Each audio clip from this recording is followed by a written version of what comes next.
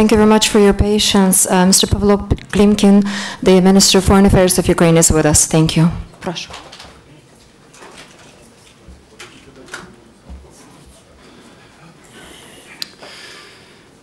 Good evening, dear friends. Sorry again for postponing my briefing, because we've been working around the clock at the moment and understand that the head of the governmental commission, Mr. Vladimir Groisman, will be today also here with you, talking about all details of what is going on our efforts, including our efforts on the ground. It's indeed very difficult time, but also extremely tragic one. And I would like once more to use this opportunity to express my deepest condolences to all the relevant and friends of anyone who were on board of this flight. It's indeed a tragedy of immense dimension. And as you know, we've been working on organizing all aspects. We've been working around the clock. We've been working also talking to the terrorists through different channels, but especially through video conferences, in order to ensure unhindered access to the place of crash. Unfortunately, it was extremely difficult yesterday. It's difficult today. A number of our experts were there, unfortunately, for a very short period of time. Yesterday, also today, we've been working on ensuring the success in order to recover all bodies. As you definitely heard from the Donetsk administration, there was an appalling case yesterday of dragging away a number of bodies just on a lorry. And for me, it's going beyond any sort of moral ground and moral consideration. And now, critical priority is, of course, to recover all bodies in a decent and human way. Secondly, it's critical to carry out investigation in fully transparent way. And we've been working on building up the team of experts with relevant experience. Of course, we will have representatives from Holland. We will have representatives from Malaysia. We have ICAO, as always. We will have also US representatives, also from the US National Transport Safety Board, and a number of other experts, as I understand, and it's not exhaustive list, of course, but a number of experts from the UK, Switzerland, and probably other countries. And the Vice Prime Minister will brief you definitely in detail on that. And it's critical now to ensure full access to the place of tragedy, the place of crash, to carry out effective and transparent investigation, and as already said, as an absolute priority to recover all bodies. It's the key framework of our efforts at the moment. It's of course difficult. We had also here in Kiev today, my colleague and good friend, the Dutch Foreign Minister, Frans Timmermans. And I understand that Dutch authorities are extremely actively engaged in all that. I've just talked to my colleague, Malaysian Foreign Minister, to a number of my colleagues who are of course ready to provide any sort of assistance, any help for us. Malaysian Foreign Minister will come just, after tomorrow. And of course, the President of Ukraine is extremely actively engaged in negotiation and consultations on how to structure our efforts. He had a number of important conversations today. The Prime Minister met also with experts in the early afternoon. As you see, we are all now again round the clock concentrated on these efforts.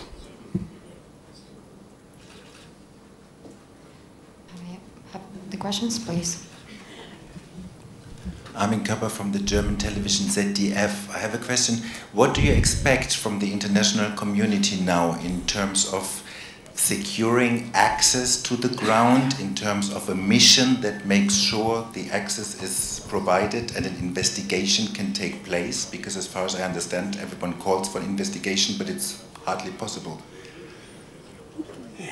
It's of course a critical point. And as I've said, we had yesterday a polling case of simply dragging away the bodies to Donetsk by the terrorists, the representative of the called Donetsk People Republic. And on that, as that backdrop, it's critical now to ensure, firstly, as I've said, critical priority to recover all bodies. We are ready for that. We set up a special center in Kharkiv where we have all relevant specialists, where we have also the representative of our consular department, and we provided for anything which is needed in this respect. And what we need now, it's clear international pressure also on Russia, because Russia has influence on these terrorists, to provide clear and unhindered access to the place of crash, and to allow the international investigation team to be there, to be on the ground, to be on site, and to be able to carry out effective and transparent investigation. Do you call for a mission? Do you call for an international mission to ensure that? But it's exactly the case, because we engaged also the OSCE mission, and OSCE observers are together with our specialists on the ground, but they are also hindered by the separatists, because they were able to spend just minutes, as I understand, today around an hour on site. It's just what we are able to get. And exactly because of that, we've been working around the clock on securing this access, on talking to terrorists, because it's a critical priority now. Please introduce yourself. Who has the microphone? Okay, I'm Max from Phoenix TV. And the first question is, in terms of importance, how would you evaluate finding one of the black boxes, or both of the black boxes, and also having people go to the actual site to analyse what's happened? Which one would you say is more important, or would you say they're of the same importance? So that's having someone go to the site to actually analyse the crash site, and finding the black boxes and obviously the records from there. Which one would you say is more important? Look, everything which is considered as important by the international investigation team should be done immediately, and should be done in transparent way. Black boxes are of course important for getting the result of this investigation as soon as possible. but all other aspects, including ensuring the clear access to the site, but also other evidence, and we have now evidence about that should be, of course, provided in a very transparent way. I have a question here. David Herzenhorn with the New York Times. Your government today described evidence that Russia was involved in taking down this passenger jet. We also heard about an incident on Wednesday in which a Russian fighter jet crossed into Ukrainian airspace to engage Ukrainian military planes. Do you consider these acts of war? At what point would you say that Ukraine is at war with the Russian Federation? Firstly, we have clear ground of international law here, and if you open the UN statute, there is a clear definition also what stipulates an act of aggression. And even shelling from one territory, from the territory of one country to the other territory of the territory of another country stipulates an act of aggression in that case. And if you see the sequence of events, also you definitely know that 2 Ukrainian military planes have been shot down, and a number of other events, including shelling from the Russian territory. You see the escalation, and you see completely different dimension of recent events. And it's exactly the point I made a number of times during recent days. But are Ukraine and Russia at war? I have clearly said it's an act of aggression in the sense of international law and UN statute. Please. Julian Drape from Australian Associated Press. You spoke about the need for international pressure being put on Russia. Australian Prime Minister Tony Abbott has been very critical of Russia's role. Would you like other leaders from victim countries to follow his lead and be more forceful in their criticism? It's up to them to decide in what way, of course, they should express their criticism. But it's important now to get across an extremely clear and bold signal about the necessity to put pressure on the terrorists, firstly, to ensure access to the place of crash and to allow all bodies to recover in human, indecent way. And it's, of course, in a broader context, it's critical to keep pressure, to put pressure on them in order to get the bilateral ceasefire without any precondition. But because we are now in a different dimension, because we are talking about, in fact, terrorist act, and in that sense, we are dealing now with representatives, let's call them this way, who committed an act of terror. And it will frame also up our actions against them, and we believe that it could frame also the actions of other states against them. We have a question here, please. Thank you. Mark Davis, Australian TV. Sir, could you tell us, to the best of your knowledge, exactly where the bodies are, what the circumstances that they're being kept in, and what the intentions of the separatists are? What are they saying their preferences are?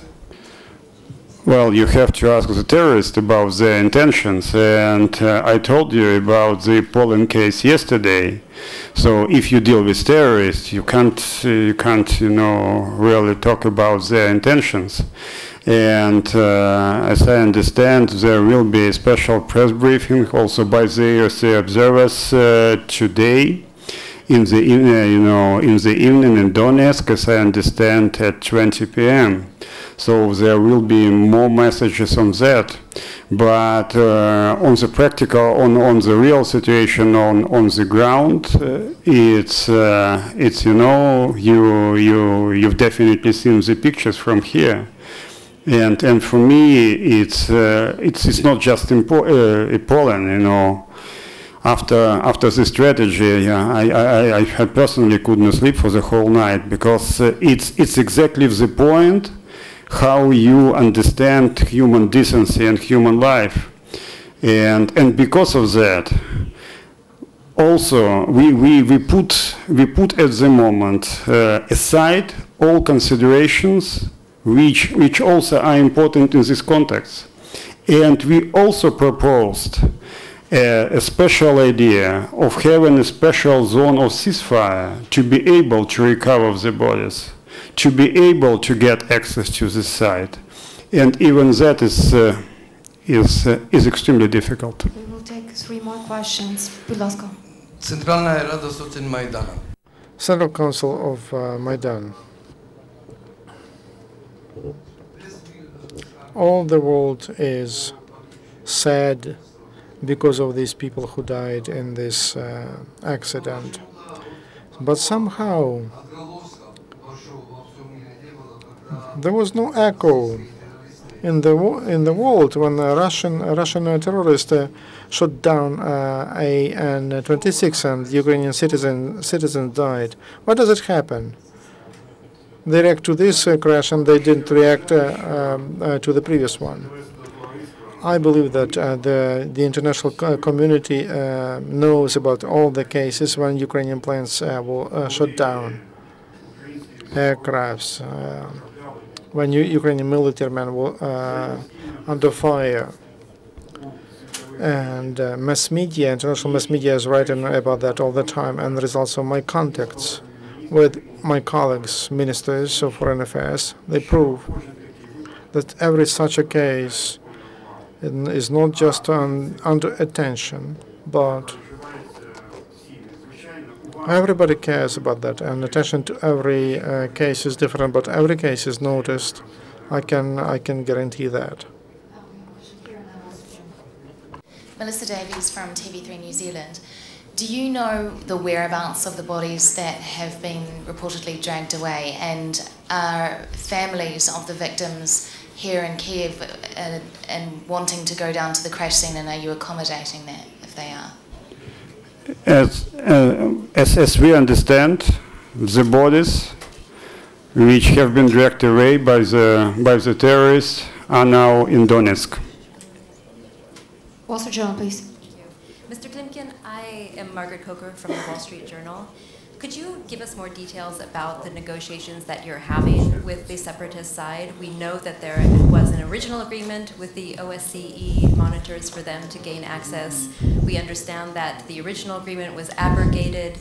You're continuing to talk to them. Can you tell us who it is exactly that you're talking to from their side?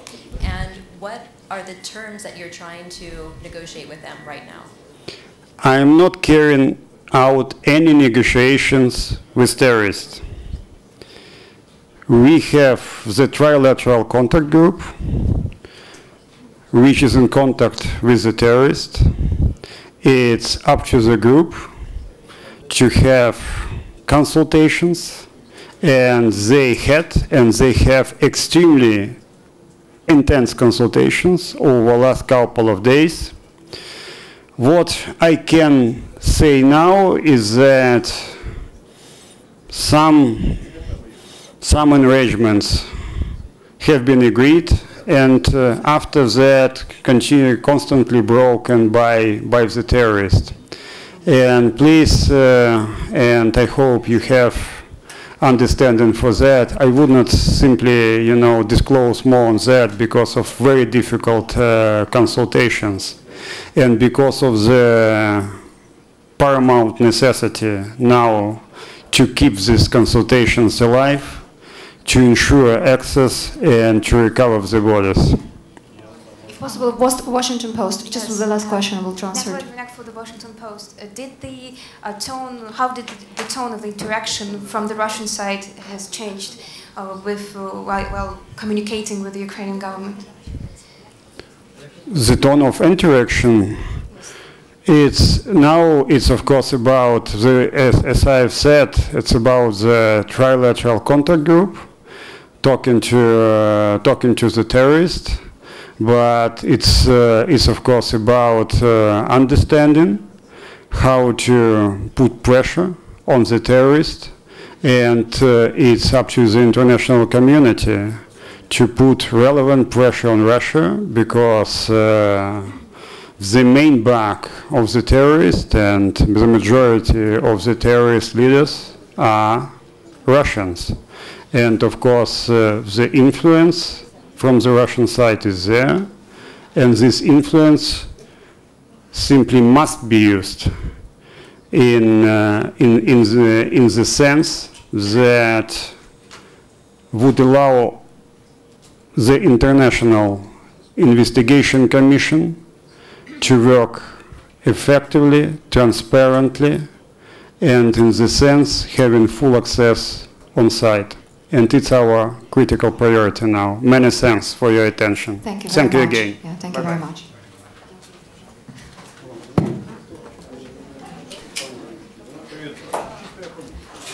Ladies and gentlemen, we are in immediate